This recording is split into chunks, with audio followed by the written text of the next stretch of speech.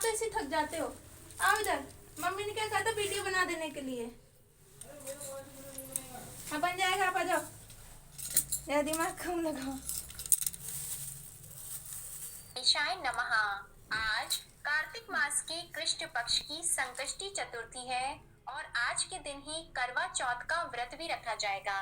तो आज की इस वीडियो में आप सुनिए चौथ माता की कथा और भगवान विघ्नहर्ता गणेश की कथा।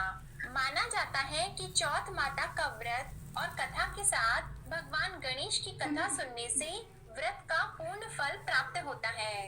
पौराणिक कथा के अनुसार एक गांव में एक सेठ सेठानी थे। उनके एक बेटा और एक बहू थे। बहू सबको भोजन करा के फिर स्वयं भोजन करती थी।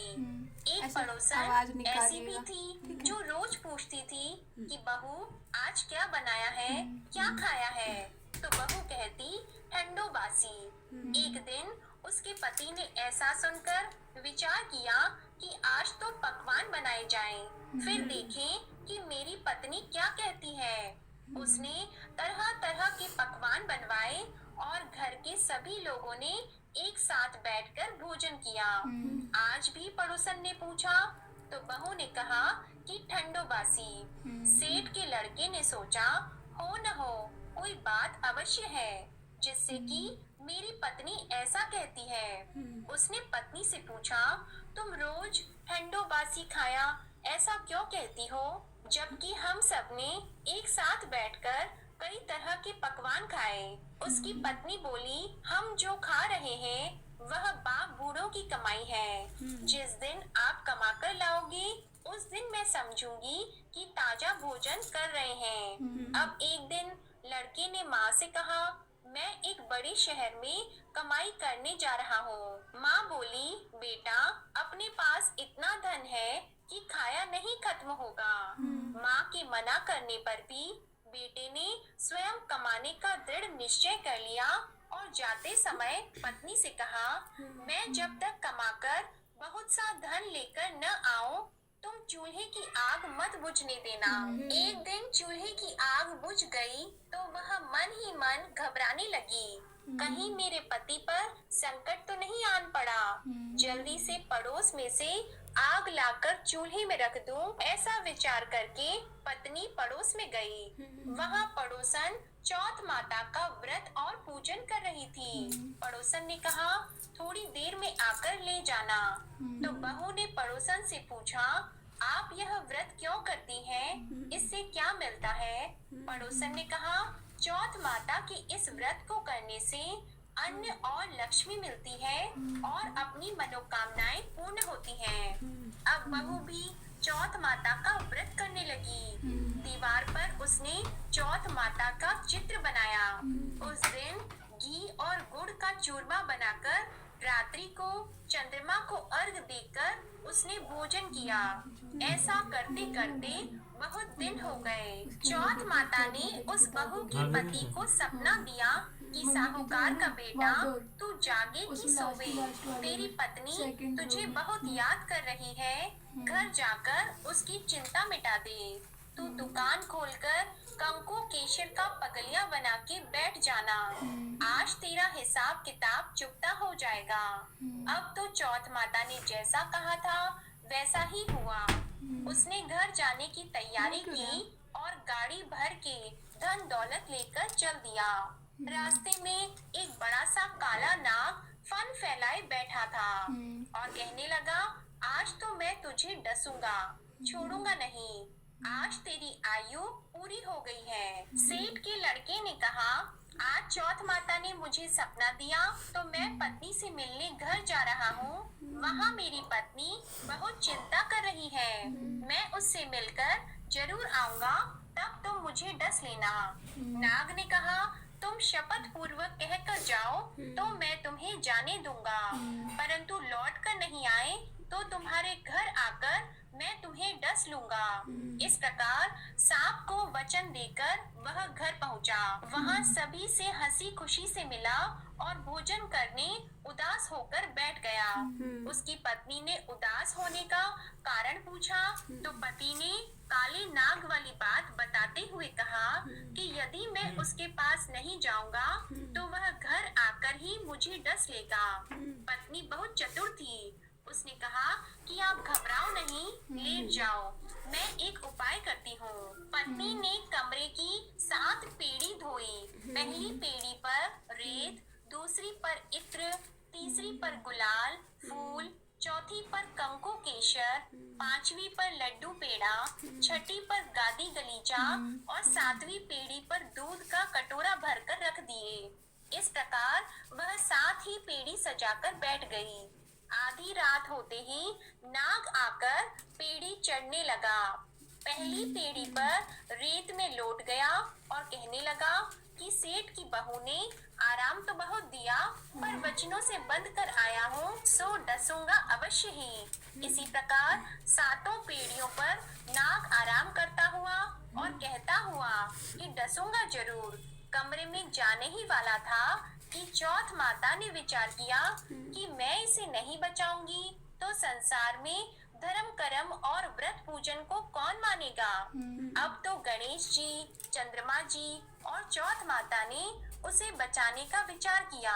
चंद्रमा जी ने उजाला किया, चौथ माता ढाल बनी और गणेश जी ने तलवार लेकर नाग को मार दिया और ढाल से ढक दिया। अब बहू भी थकी हारी सो गई। दिन निकला तो लोग बेटे से मिलने आए, परंतु बेटा बहू तो उठे ही नहीं थे। बहुत देर हो गई तो माँ उन्हें उठाने गई।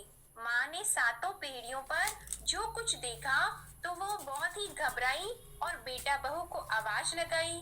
बेटा बहू उठे तो देखा कि एक ढाल तलवार वहाँ पड़ी है। अब ढाल उठाई तो वही काला नाग मरा हुआ पड़ा है। बेटा बहू ने सोचा कि आज तो धर्म कर्म ही आड़े आए हैं, जो भगवान गणेश जी और चौथ माता ने अपनी रक्षा की। हे चौथ माता, आपने जैसी सेठ के बेटे बहू की रक्षा की, वैसी ही सबकी रक्षा करना। बोलो चौथ माता की जय। भगवान विघ्नहर्ता गणेश की कथा सुने बिना चौथ माता की व्रत की कथा अधूरी मानी जाती है। इसलिए अब आप सुनिए भगवान गणेश की कथा। एक समय की बात है, विष्णु भगवान का विवाह लक्ष्मी जी के साथ निश्चित हो गया। विवाह की तैयारी सभी देवताओं को निमंत्रण भेजे गए, परंतु गणेश जी को निमंत्रण नहीं दिया। कारण जो भी रहा हो, अब भगवान विष्णु की बारात जाने का समय आ गया। सभी देवता अपनी पत्नियों के साथ विवाह समारोह में आए। उन सब ने देखा कि गणेश जी कहीं दिखाई नहीं दे रहे हैं। तब वे आपस में चर्चा करने लगे कि क्या गणेश जी को नहीं न्योता है या स्वयं गणेश जी ही नहीं आए हैं। सभी को इस बात पर आश्चर्य होने लगा। तभी सबने विचार किया कि विष्णु भगवान से ही इसका कारण पूछा जाए। विष्णु भगवान से पूछने पर उन्होंने कहा कि हमने गणेश जी के पिता भोलेनाथ महादेव को न्योता भेजा है। यदि गणेश जी अपने पिता के साथ आना चाहते हो तो आ जाते, अलग से न्योता देने की कोई आवश्यकता भी नहीं थी। दूसरी बात यह है कि उनको 1.25 मन मूंग, 1.25 मन चावल, 1.25 मन घी और 1.25 मन लड्डू का भोजन दिन भर में चाहिए। यदि गणेश जी नहीं आएंगे तो कोई बात नहीं, दूसरे के घर जाकर इतना सारा खाना पीना अच्छा भी नहीं लगता। इतनी वार्ता कर ही रहे थे कि किसी एक ने सुझाव दिया, यदि गणेश जी आ भी जाएं तो उनको द्वारपाल बनाकर बैठा देंगे कि आप घर की देखभाल करना। आप तो चूहे पर बैठकर धीरे धीरे चलोगे तो बारात से बहुत पीछे रह जाओगे। यह सुझाव भी सबको पसंद आ गया तो विष्णु भगवान ने भी अपनी सहमति दे दी। होना क्या था, इतने में गणेश जी वहां पहुँचे और उन्हें समझा बुझाकर घर की रखवाली करने बैठा दिया। बारात चल दी। तब नारद जी ने देखा कि गणेश जी तो दरवाजे पर ही बैठे हुए हैं, तो वे गणेश जी के पास गए और रुकने का कारण पूछा। गणेश जी कहने लगे कि विष्णु भगवान ने मेरा बहुत अपमान किया है। नारद जी ने कहा कि आप अपनी मूषक सेना को आगे भेज दें तो वह रास्ता खोद देगी, जिससे उनके वाहन धरती में धंस जाएंगे। तब आपको सम्मान पूर्वक बुलाना ही पड़ेगा। अब तो गणेश जी ने अपनी मूषक सेना जल्दी से आगे भेज दी और सेना ने जमीन पोली कर दी। जब बारात वहां से निकली तो रथों के पहिए धरती में धंस गए। लाख कोशिश करें परंतु पहिए नहीं निकले। सभी ने अपने अपने उपाय किए परंतु पहिए तो नहीं निकले, बल्कि जगह जगह से टूट गए। किसी की समझ में नहीं आ रहा था कि अब क्या किया जाए। अब तो नारद जी ने कहा, आप लोगों ने गणेश जी का अपमान करके अच्छा नहीं किया। यदि उन्हें मनाकर लाया जाए तो आपका कार्य सिद्ध हो सकता है और यह संकट टल सकता है। शंकर भगवान ने अपने दूत नंदी को भेजा और वे गणेश जी को लेकर आए। गणेश जी का आदर सम्मान के साथ पूजन किया। तब कहीं रथ के पहिए निकले। अब रथ के पहिए निकल तो गए परंतु वे टूट फूट गए तो उन्हें सुधारे कौन। पास के खेत में खाती काम कर रहा था, उसे बुलाया गया। खाती अपना कार्य करने के पहले श्री गणेशाय नमः कहकर गणेश जी की वंदना मन ही मन करने लगा। देखते ही देखते खाती ने सभी पहियों को ठीक कर दिया।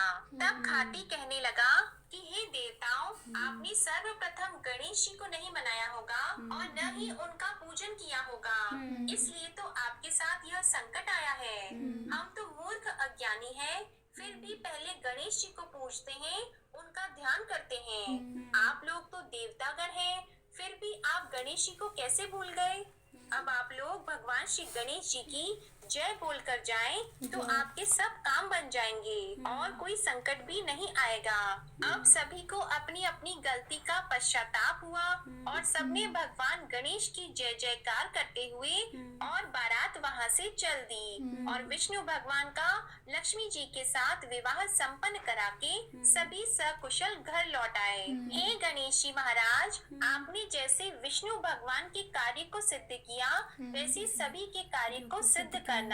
बोलो भगवान गणेश की जय। तो